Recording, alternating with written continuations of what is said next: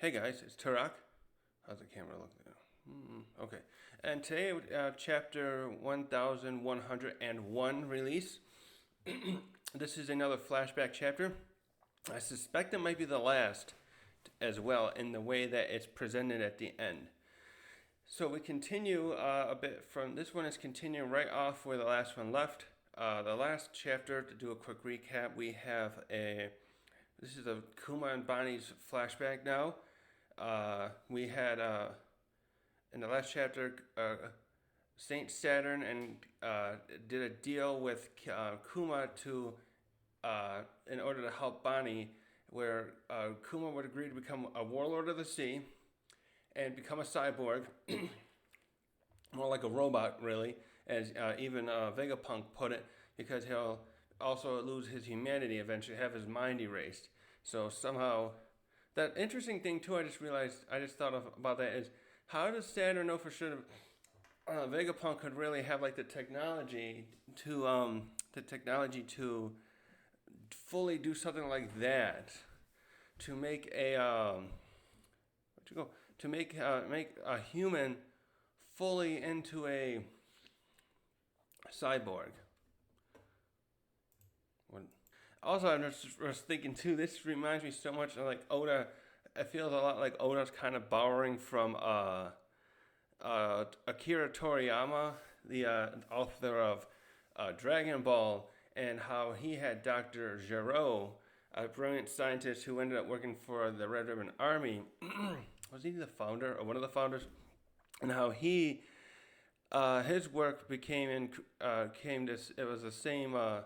was focused on what we're seeing Vegapunk do specifically here, and being able to take humans and build them into the story calls them androids, but I think cyborg is more appropriate. Really looking at the last chapter is actually fascinating, because I've always pondered like how Gero did that stuff with Android 17 and 18. I forget what their real names are. He came out with real names. They're like given names. They're not. They just call each other 17 and 18 in the story, but their names, they had other names. Maybe they just forgot the names. And I wonder if they even remembered their life beforehand. That'd be a nice little story arc if they went to search for their parents. Maybe their parents were killed, and that's why Gero took them. Anyways, let me pull up the other chapter quickly. Yeah, the last chapter. So the last chapter. Wait, what was that one called? So it was called. That one was Thank You, Bonney, right? So the chapter went along with showing a bit of Egghead being built, how Kuma's transformation was going, and how Bonney's cure was going, and the ending of it was focusing on showing where Bonney first got took back to Sorbet, where Kuma was able to strike the deal where she could be kept there, so she'd be not imprisoned somewhere where she was being held hostage while he until he became a how was the deal? I was thinking indefinitely, but no. And once he fully became the way he is now, when he became a full-on robot cyborg, then they would have no more use for her. They're keeping her as a hostage so he doesn't run off with her. Frankly, though, I just realized with his ability, he could have just popped back in there and took her and run, I think. I'm a little surprised he's following through in this when he could have had, there's like a loophole there with his ability. Nonetheless, this is how the story goes. And, yeah. Cypher Pole 8 are the ones in charge of watching Bonney. And the end shows the montage of the other warlords finding out about it, being all the other 6 that were in their positions at the beginning of this story before Kuma came in, because we don't even know still who this other warlord was. Just that Ace was the one who took this guy out somehow, or girl could have been. And they don't even say anything else. It could have been a girl for all I know. And the last bit of the chapter that got everyone up and all kinds of theories going and stuff was that Kuma was sailing around the East Blue, and he went to Fuchsia Village of his own on his own time, I guess you could say. That's right. Actually, he could probably just go sailing around wherever he wanted. They probably wouldn't care where he's going, as long as he's ready to. As soon as they call him up, say, "Hey, go kill these pirates," and he's like, "Okay." He just goes to Fuchsia Village. Well, Luffy's still there. This being 1 year before he set sail, as he was waiting till he reached the age of 17 to go out. So we see a brief panel of him in the last chapter where he was running around with a tiger. He had like teased it purposely, probably maybe for like a training thing where that get his stamina up. And I had brought out all kinds of theories about whether or not Kuma was there to actually like talk with him or kill him or anything like that. But I was all skeptical of that one to some degree, and yeah, I was mostly right on that. Like he didn't really. I was trying to figure out what he could be doing there too, but it was so obvious. I can't believe I didn't think of it. But no, the government still didn't know about Luffy being there. That was the part I think I had speculated on in my last video, and that part was where I was like, right, the government doesn't know shit about Luffy still at this point.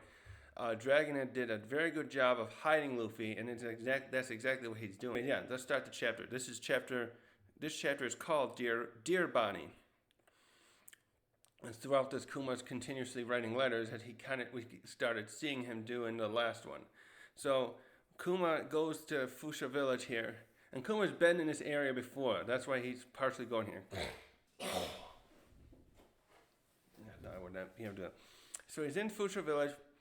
We don't even see him in the village, actually. He probably docked there. We saw his ship go up to the dock area at the end of the last chapter.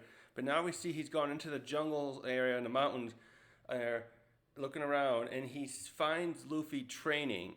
We see Luffy actually practicing his battle axe tack, the one I remember him using on Arlong. I don't recall. No, I think he tried to use that on Crocodile as well, but it had no effect because that was before he had figured out how he needed to use liquid to harm Crocodile because he didn't have Haki yet. So Luffy's training here using battle axe and cutting through some bedrock or something with it. And Kuma's there watching him. And we get little animals that are watching him there. It's just funny because Luffy ends up on that other island with Rayleigh. I can't remember the name of it. And that'll be like months after this, where he's training there with these other very large animals that are like not something that would actually exist in our world. And he trains with those to get stronger. And that's where he develops some of those techniques that he uses with Gear 4th. He also has other animals here watching him. Another looks like a tiger, that same tiger I'm suspecting, and that crocodile or alligator. And while Kuma's watching him, he goes back to a flashback, which we get a little flashback, which I suspect is from the time where they went there when the Gray Terminal burned down, when they would take in Sabo. And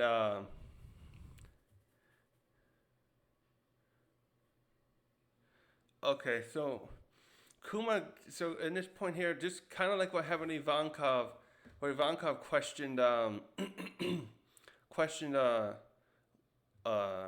Dragon at one point.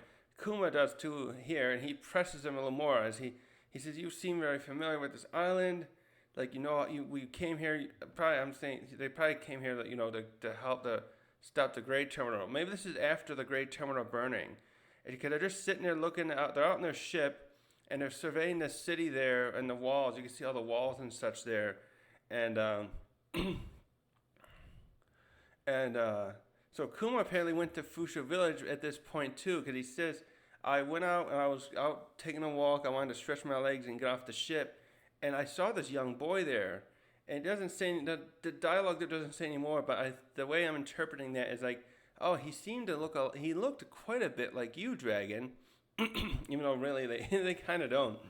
And Dragon just stops him and says, if you keep doing it, if you keep bringing this up, you may as well just kill me here and now. And Kuma's like, oh, whoa, okay, what do you mean? And then Dragon just goes, a child is the parent's main weak point of any parent.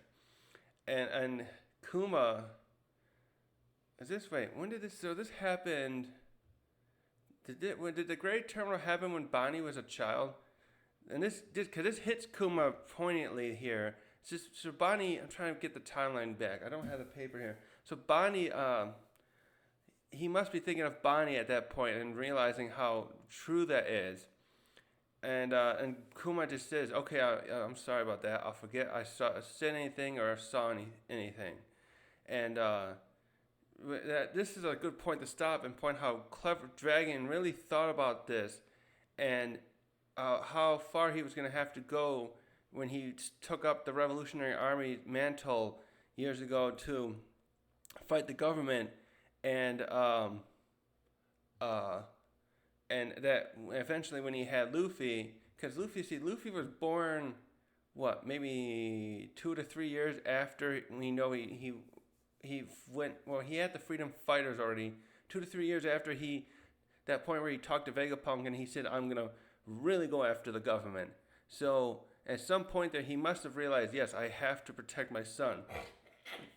Also, this leads me to think too that whoever Luffy's wife is, Dragon's wife is, wherever she came from, because people were speculating how she could have been a celestial dragon. That's funny now that we know that Ginny's father's a celestial dragon. Bonney. But anyways, whoever Dragon's wife was, I'm assuming too that she must have been killed somehow, either by pirates or more likely government soldiers, the Navy or the Cipher Pole, while in combat with, maybe she was working with them kind of like Ginny used to, and she got killed years ago. And, well, that's funny. Actually, no. I'm thinking if she was killed that way, I would have thought Dragon would have said to Kuma when he joined up, hey, that's probably not a good idea. You join my wife just died. Is that right? That my wife just died, and I don't want the same thing to happen to Ginny. I see you two are very close. Something along that lines. Or maybe she just maybe they were, it'd be more sad if it's that kind of thing where like, this is such a cliche one, that it seems they always happen in some stories where the father's out and then these hoodlums or other people who know, sometimes they're usually people like know who the father is and they want to go after the kid and mother and they go after him and kill him in their home or something. There was that Shang-Chi movie, the Marvel one, that I recall most recently doing something like that, where the guy's that criminal mastermind and he marries that woman and her and her son and daughter, they're at home, and then she fights off these guys. But and she had superpowers technically, but not only if she had been in her homeland. So anyways, I should bring this down just a little bit, shouldn't I? Yeah, there we go. Because then I keep thinking. There we go. So Luffy Kuma's still reflecting upon that while he's watching Luffy train. And Luffy's just talking to himself about like, I finally perfected this move. I'm going to save it for fighting a very strong enemy. And we get a shot of him. He's training here with he's wearing a straw hat all the time, of course. And we've seen the other animals I talked about, like afraid of him, like, oh God, this kid's too strong. We're not going to eat you. And Gum Axe. Don't they call it Battle Axe or the same thing? Because battle axes are actually different than a regular axe.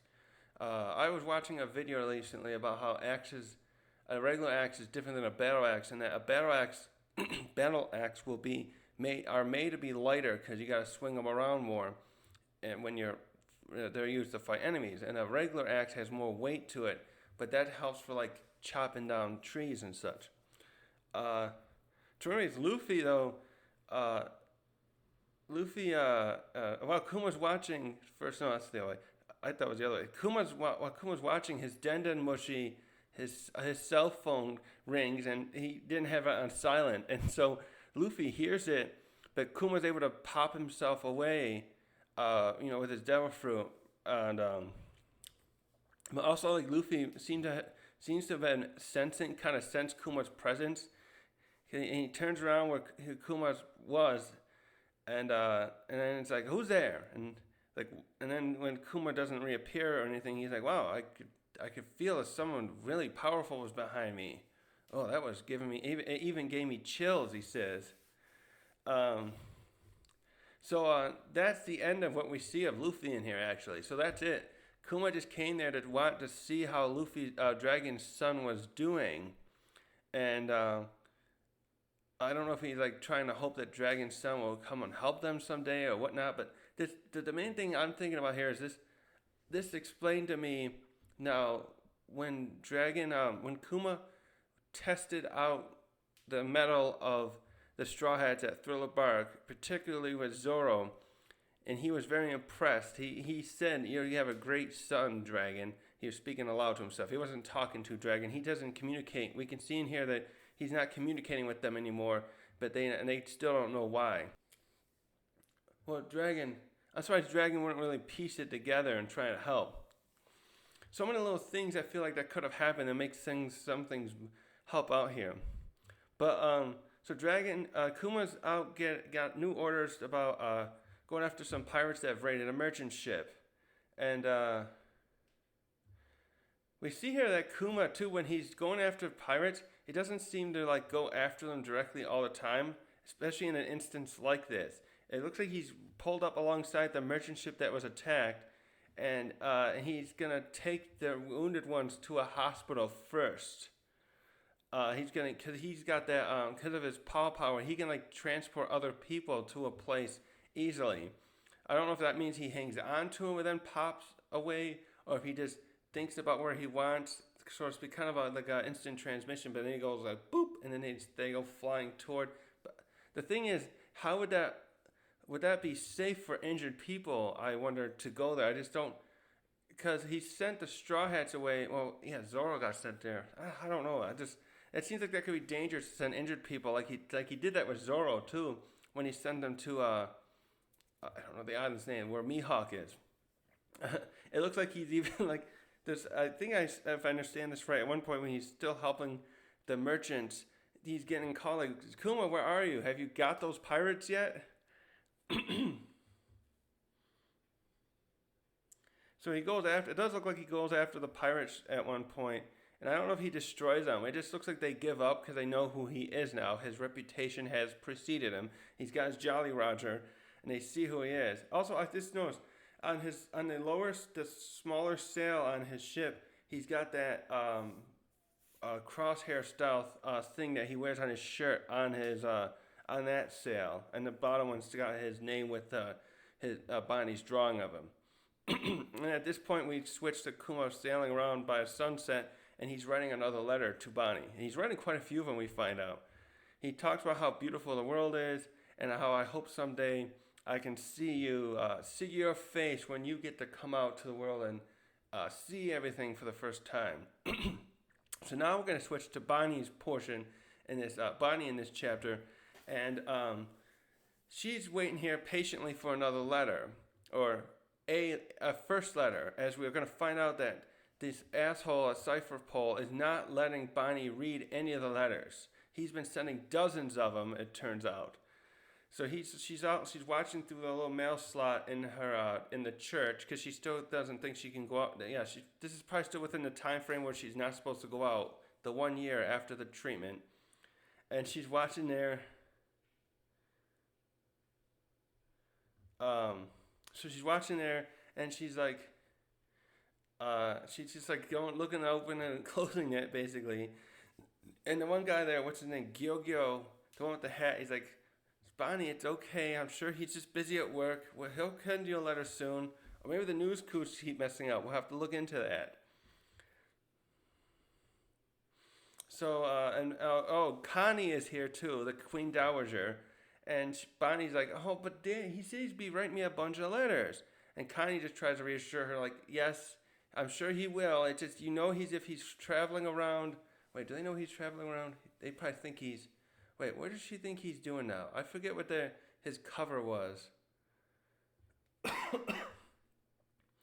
So Connie just says the letters have to come from a long way, you know. So I'm sure they'll get here sooner or later. And this is what we see what's happening though. We see a news crew come. It drops the mail and a newspaper, and she Alpha, her name is. She picks up the letter and she's reading it herself. So then what she does is she has one of the other agents over there and she gives that guy the paper. Says, "Hey, you can leave that in the church."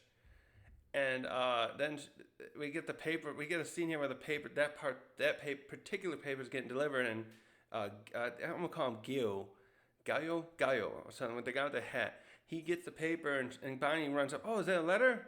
He's like, "Nope, just a paper." She's got that sad, puffy face that Oda loves to draw. And so now we switch back here to Alpha, and she's reading a letter, like, Jesus, that Kuma, he keeps sending so many letters. And she asks the other guy that's there, "How many does this make?" And the guy says he's sending about 10 a month. And this bitch, she's like, "Oh, how the hell is he even finding time for that?" And there's like all these friggin' mushy letters, and she just starts tearing them right up. And then we see a little waste bin they got there, and you can see it's piles of letters. She's been tearing up all his letters there. And we switch there to Kuma's letter writing again.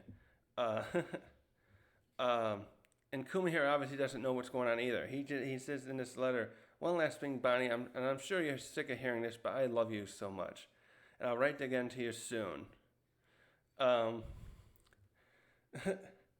So we switch to Bonney here, and this is what's interesting to me, because I was wondering how Bonney learned to fight so well when she was fighting with the Marines, Egghead, and then did we really see her do any physical combat, Sabaody?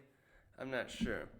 But she's here with Gaio, and they're playing Jenga, and she's like, "No, let's spar." And she changes into this buff form. Actually, I just realized this buff form looks just like how Luffy buffs up when he's in gear 5th, and he can just switch into that form. There's some other people are pointing this out too already, that when she can use her form and her age powers in a way where she can apply it to her physicality in similar ways to what Luffy can, but him being rubber, she can just age her body or buff up her body quickly, and strength-wise and size, sometimes size as well here, to fight people in combat purposes as she needs to, because she wants to spar with Gyo here. And so they're sparring together, and you can see she's easily manhandling him. But he's putting up a good fight, I guess, because I mean he must be putting up a good enough fight, because I mean she's because I don't know how am I saying it, because she seems to learn how to fight well, and from him I'm supposing anyway. Yeah. So anyways, they almost get caught here. So they have not revealed to Alpha that she has a devil fruit. Alpha walks in with medicine, and it's not really a medicine. It's just she's just trying to keep her covered so they can say that because she's still sick. And they almost catch her. Bonney quickly transforms back into her normal form and is just sitting on a passed out Gaio I think she knocked him out. And Alpha thought she saw it, but she's like, Bonney switched back so quickly that she was convinced at this point that didn't see anything. She must have been seeing things, excuse me. And then she's given medicine to Bonney, and Alpha even says, "Yeah, it's not really medicine to her. Don't worry about it. It's just or to herself." Alpha saying this, she's just giving her this horrible lemon flavored placebo.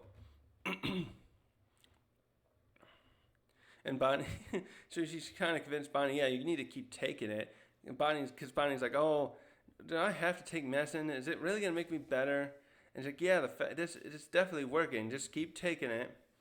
And while this is happening, Conney is there again, and her and Gaio are whispering together, and he's like, "Hey, are you sure we gotta keep this a secret? Oh no, why are we keeping this a secret?" And Conney gives this nice little philosophical style answer, like, "To be safe, a talented hawk hides its claws." I like that.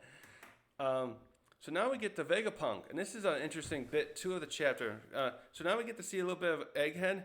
It doesn't look like he's got the weather machine going up and working yet, but he's got a lot of building stuff appears to be erected, but he says a lot of that is just the holographic stuff. He also mentioned it as a little tidbit. Excuse me. That he had planned on putting some of this type of technology up at Punk Hazard, but now we know that ain't gonna happen. And we see Stussy here. So Stussy's been checking in occasionally with Vegapunk. So she's sitting in here this day where Vegapunk is working with Kuma. Kuma's come back here to like get some more of his augmentations. And Conney, at this point now, Vegapunk has also got his figured out how to detach his brain, and so that he can walk around better without it. But he has yet to put it up into he hasn't built the Punk Records area yet. Where did he say that? Yeah. Using Cloud Islands. Yeah. How did he say that? Yeah. We just gonna. She says, oh yeah. Stussy says, oh, that cut suits you, and he's like, yeah, and I feel light as a feather now. Now Stussy here must have already met Kuma, because she just goes up to him and she's chatting with him. Oh, I hear you're gonna lose your sense of individuality, and she makes this question remarking like, I wonder which of us has a more checkered fate, the human who will lack free will, or a clone like me that doesn't. And because she's kind of like considering herself different because she's not born like a normal human being. But Vegapunk, I think it's Vegapunk that says that. It's like, don't say that, Stussy. You're human as the rest of us. So now Kuma and Vegapunk go over like what's going to happen with his mind once they have finished the process that Saturn wants for him. He's like, well, what am I going to expect to happen? What should I expect when my personality's gone? And Vegapunk uses like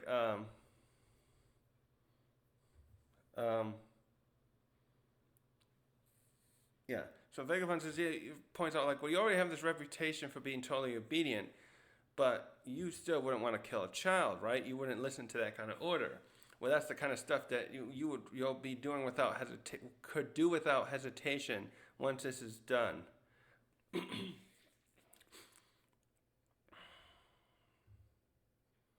So at this point here, wait a minute. What point here? Okay, yeah. So this process apparently is going to take a while of them actually erasing his memory, or somehow. Maybe it's going to take time to like change his brain. Because he says it's going to take a while to do this. You have about 1 more year, roughly. And at this point, Kuma's just starting to write another letter. Actually, there's a bit of a little... I don't want to call it like a little mistake, but I just noticed that Kuma in some of these first shots was shirtless there with because he had all these instruments attached to him, especially his shoulders, while he's sitting there with Stussy and Vegapunk. But then in the last shot where they show him with Vegapunk, he's writing the letter to Bonney. He's got a shirt on again. It looks like he's got a shirt on again. Is that supposed to be? Kind of does. Either way, okay. Let's see. So now, and Kuma just says, I'm going to keep writing letters until I run out of time. Bonney must know everything about how I feel. I want to convey everything as a father to her, so she has these like for posterity. And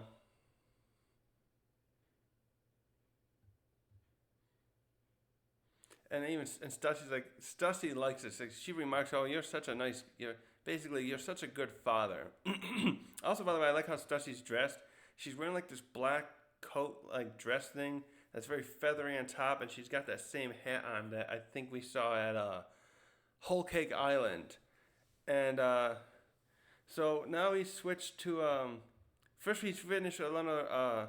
So Bonney at this point is 9. So this is still 1 year. This is probably just a little bit after, right? This is 1 year before Luffy, because Luffy was 16.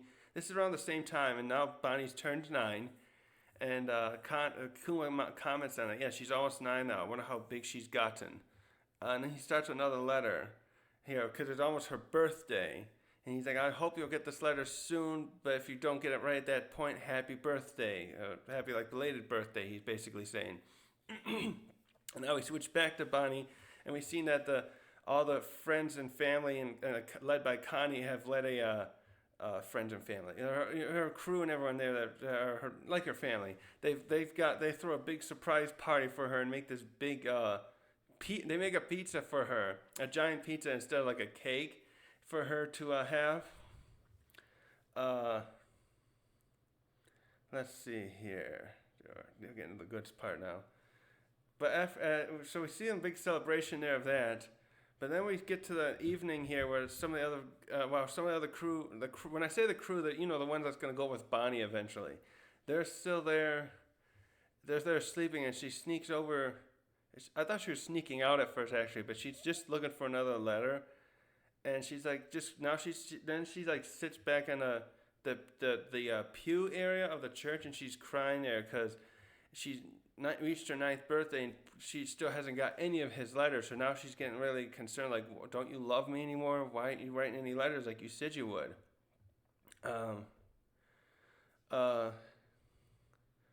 So then we get a little the narration saying another half year passes without any letters being able to get to Bonney. And so next, though, we switch to... anyways, yeah, we got comment on that. This douchebag, I don't think this was anything Saturn particularly said anything about needing to happen. This is just Alpha being a bitch, trying to not... she's just doing her job to keep an eye on Bonney. But I looking at how this is going, this did not help her case. Alpha is going to probably regret a little bit not letting Bonney read those letters. They like pacify her and so she would stay there. Anyways, we go to the Revolutionaries' headquarters, which is Baltico still at this time, and they're getting reports about how Kuma has been going around secretly and helping the Revolutionary Army at certain locations. But then he just leaves without even talking to any of the any commanders or the other soldiers there. When you see Sabo and Dragonhair as they're receiving this report and they're trying to figure out, okay, what's going on here? He's working as a warlord, but he's still coming around and trying to help us. So it's funny that he's able to sneak in there. It's funny though that fortunate too that none of these any reports of his activity, these activities have not gotten to the Saturn. So they'd probably say to Alpha, hey, he's starting to act funny. You might want to twist Bonnie's arm or something. And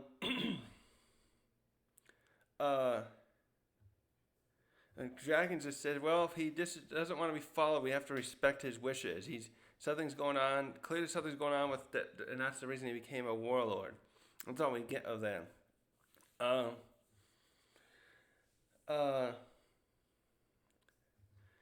So now we go back to Bonney, and now she's finally gotten rid of all the sapphires have disappeared. She even was pointing this out to Alpha. She's like, hey, I'm all better, Nurse Alpha. Whatever she might have made going under her other name. Like, hey, I'm all better now. Can I go outside now? And Alpha's just like, no, I forbid it. I'm told to keep you under safe supervision until your 10th birthday. And Bonnie's just like, you're kind of like, you're being mean. It's like, Dagapunk said I would be fine after 1 year, and we're already way past that. And that was a year ago. So Bonney was... So they treated her when she was 7 and 8. So, okay, yeah. So she must have been in here. So this is a full year now after she's been over a year. After she's been, wait, how should I say? I'd be fine after a year, and that was a year. Okay, this is the 1 year later. So at 8, when she was about 8, or after she turned 8, she came back. Okay, so this is 1 year later, and now we get to the plan for Bonnie's escape. Conney has learned, maybe not through herself, but some other people have informed her that they found out that these nurses and doctors aren't really just that they're Cypherpol agents, and she reveals that to the other people. Oh no, she does reveal it to Bonney too here. I thought she didn't at first. She said they had gone off for some drinks and then they let it slip.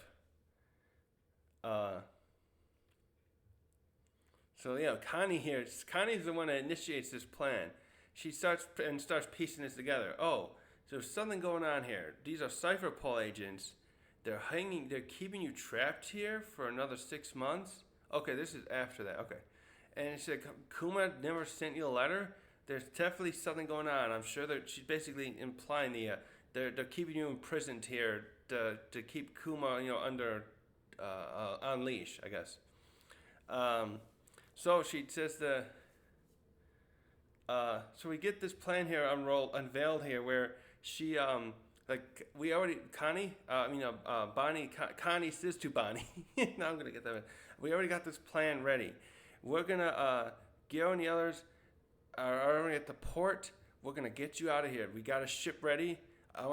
You gotta go set sail now and go find your father. And Bonnie's like really scared though, like, oh, can I really do it myself? Because she was waiting for Kuma, her dad, to come back, and they were gonna go together. Maybe she thought maybe some of the others would come too, but she wanted to go with Kuma. But she's a little afraid to go herself. And Conney reassures her, oh, don't worry, Gil and the others aren't your average fishermen. They're a tough bunch. She's like, I'm sure when you guys get out to sea, the pirates and other beasts will turn tail when you see them in action. And they're Kuma's friends, so they'll be there for you, basically. So how she unveils this plan is, they do a switcheroo here. Connie stays inside, and Bonney uses her disguise form, how she does her age-up abilities. Now she looks exactly like Connie, and she's walking out with some luggage. Yeah, it must be her own luggage. She's walking out with luggage, it looks like, and she's saying that she's going through the gate, and Alpha's watching. And she just said, yeah, I'm going out back to the palace, Alpha. Okay. And so now she's walking out. This is actually this was daytime? I thought it was night at first. She's walking out during the day, and she actually has been looking around for the first time. And she's like, wow, there's so much of the world out here. There's grass and dirt everywhere. And she looks up at the sun for the first time. And, that's probably going to be a nice scene in the anime, too. See, as that's happening, some other people that were staying inside, just like inside with her, they're watching this and like, oh my God, she really is cured. She's outside walking. Look at this. It's amazing. And so Connie gets to the ship, and also the ship. That was going to show in a moment. This is the ship. There was speculation. Where did I hear this? Like maybe Bonney had gotten a ship from Big Mom, because this has a food-based look to it, but it looks like the Gallo and the others built the ship themselves, and they built it up to look like a pizza because that's her favorite food. Also, it's got a different Jolly Roger. Oh, maybe that's because they're fishermen. It's got a Jolly Roger on it. It looks like it's got the crossbones, but it's got like a fish skeleton in front of it. And so she gets to the ship. They're like, hey, there's Bonney, get over here. And she's turned into her regular child form at this point, so they know it's her. And they're like, yeah, Bonney, come on, let's get going. And now Alpha has gone back to the church, and she's figured out what's going on because she can't find Bonney. And Connie's just sitting there in there. She's like, wait, what's going on? I saw the Queen Dowager go outside. And Connie just walks up to her, and she's wearing like some regular clothes. That's right. So she gave her outfit to Bonney. She had Bonney wear the hat she always wore and that coat, so to complete the disguise. So now she's like probably kind of like she's technically in her undergarments that she wore underneath her outfit, under her robes and stuff.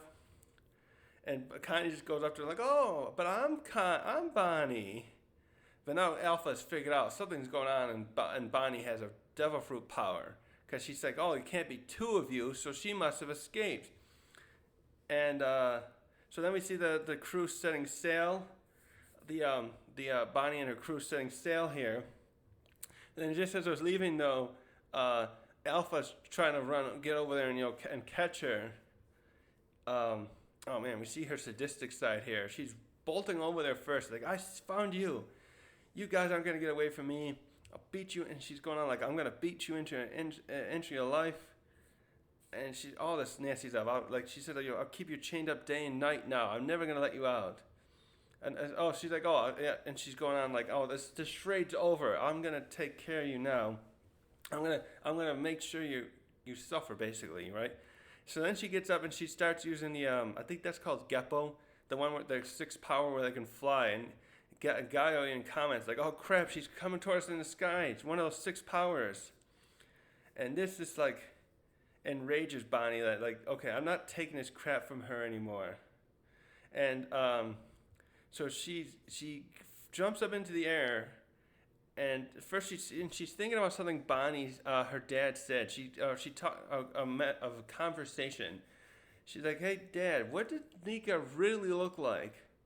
And he's like, "Well, no one knows. The only thing we knew about him was that his body was all rubbery, and there was no limit to what he could do in a fight." So Bonnie takes that inspiration and she jumps into the air to intercept Alpha. And she uses something called, she uses her distorted future ability, like we've seen her use this earlier in Egghead. And she says, she calls it a Nika-ish future. And what she does is she turns first into her adult form, but taking the inspiration that Kuma told her about a rubbery body, she makes her right arm really huge, kind of like Luffy's Gear 3rd. And just socks the fuck out of Alpha right in the face. It's such Oda does this in a 2-page spread, so he really has time. And the way he drew Bonnie's arm looks great. And then you get Alpha's left side of her face is pancaked, and just knocked her right out. There's no chance. I'm surprised she didn't come with any reinforcements. So they get away here, and we just get We get the narration again, and it says the government would soon receive word that their Hostage Bonney had escaped to find Kuma. Like Luffy and the others, her vessel would gain fame. It would go from a humble fishing ship to an infamous pirate in its ship of the new era. And as that's going on too, we just briefly see Alpha splash into the water, and the crew member cheering for her, and just her smiling. Like I'm finally free, and it's we get that little headline. Not headline. Oda always has that little thing there, where, and it says he puts it in like the corner, and this one reads, "A young girl heading for the future," and that's the end of the chapter. That was so satisfying. I love how he drew that shot. Damn, the lining and everything is great. And we got a break next week, unfortunately, though. But I have a feeling this could be the end of the chapter. Well, wait, maybe not. This could be the end of the flashback. Excuse me, brain froze. But like, I'm just wondering if they'll have a little bit more where like she breaks down like and does through some investigations and word of mouth stuff that she figures out, okay, Kuma's going around here and doing stuff. He's being augmented. He's actually been augmented by Vegapunk. People will probably be talking about that now. She just hasn't probably heard about that through the papers. Probably aren't even reporting on that, unless she just wasn't reading them when they were coming in, because Alpha was allowing the papers to be delivered to her, but not any letters. Of course, Kuma wouldn't talk about that, but she figures that out at some point, because then we see how she's pissed at Vegapunk now. So I would think that could be the last bit of flashback that Oda could probably give us.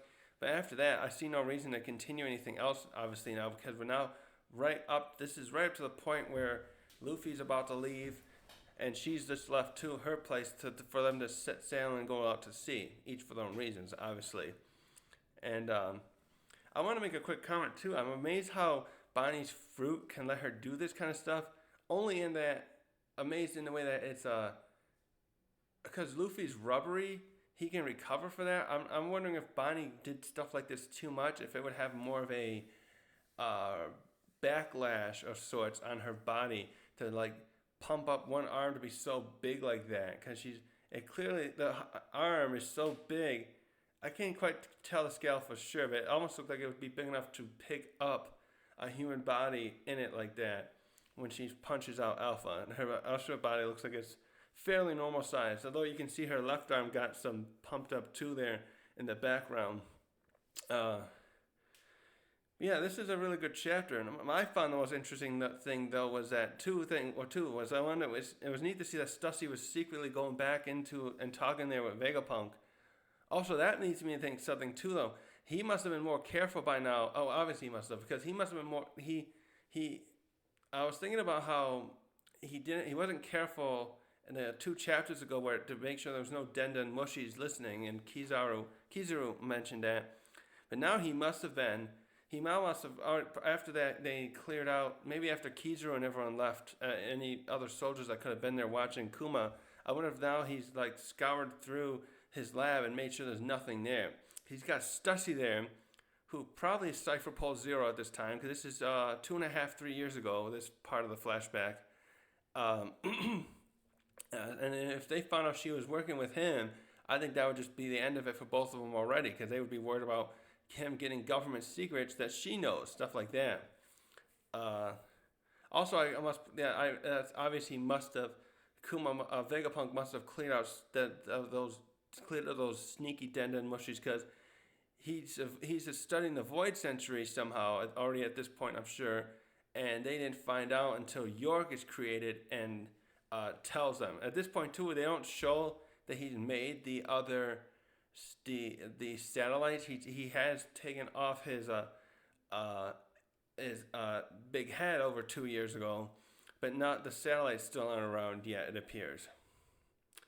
Also, the other thing I was going to say is it's nice to see that Kuma was secretly trying to help his friends at the Revolutionary Army still, as well. Also, I just noticed, too, that Bonnie's wearing the same kind of outfit as a child that we've seen her wear when we first saw her as Sabaody. She's got a white tank top. She's wearing shorts that use suspenders to connect up. And then she's got these, I think she's wearing boots or something though at Sabaody. Wait. Was that what she was wearing? Let's see. Let me check that picture then. Yeah, she was wearing some kind of like stockings and boots that later on, but she has like just shoes on right now. But the other bit of the outfit's very similar here, and I think they showed it in the last 2 chapters too, where she's dressed up like that. I wonder if that means, well, they're in the south, right? So it's probably pretty warm, and that's why she's wearing that. What was the other thing? There was one other thing, and I'll leave it there today. Oh yeah, the thing with Luffy. I wonder if Kuma was just like wanting to know, like, Dragon, what were you keeping from me? That was very interesting to see why he was going there. He obviously wanted to prove he was right about that, about Dragon having a son, because Dragon wasn't going to tell him directly. Let's see. Good thing they weren't trying to upload any memories in his mind to the government stuff, so that they couldn't figure out anything about him knowing about his secrets. I'm actually surprised Saturn didn't try to put that into the deal. Hey, you tell me what else you know about the Revolutionary Army, then we'll talk. Where's the main base and all that stuff? I just realized, why didn't Saturn ask for that? Why wouldn't he care that the Revolutionary Army can still run rampant? I'm saying that wrong. He has one of the top commanders in his possession now, right? At his beck and call, because he has the daughter hostage. Ask him about the Revolutionary Army. I don't know why he didn't do that one.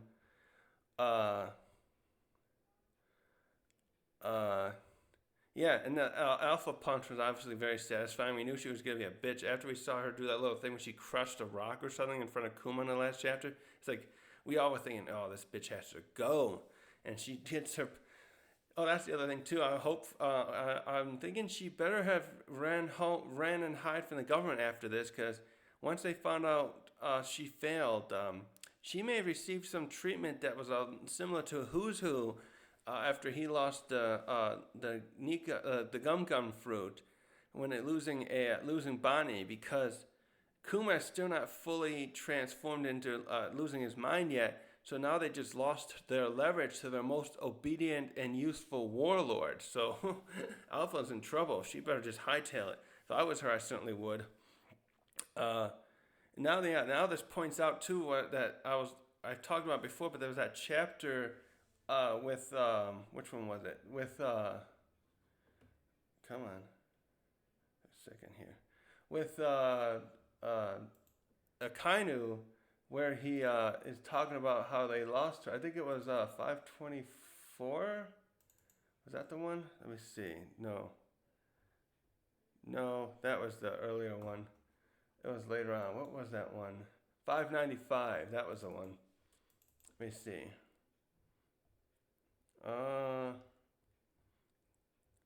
Yeah, that was in the beginning of 595 where they caught where. So I wonder what they tried to do with Bonney when they caught her there. So Blackbeard was the one that ended up catching her though. Then they flee, and then Akainu comes because Akainu comes, and then now they have her, and but she gets away again because we see her at Reverie 2 years later. So they know she has a devil fruit by now, but somehow, so I'm thinking they would have probably used, sea prism stone stuff, and they probably would have done that to her as in this flashback too if they had known she had a devil fruit. I bet they would have. Alpha would have requested right away, hey, the hostage has a devil fruit. I need sea prism. Request sea prism handcuffs right away in case they're necessary. But anyway, and stuff like that. But I'm wondering if someone helped Bonney escape from her imprisonment when she got captured by Akainu here. I just don't know how she could get away now that they know she has a devil fruit. But that'll be a spectacle. We can figure that out another day. Hopefully they give us a little more on some stuff like this later on. Maybe that'll be part of a flashback we can get to on how she escapes and was heading for Egghead in the next chapter. Anyways, I think I'll leave that here for today. Thanks for watching.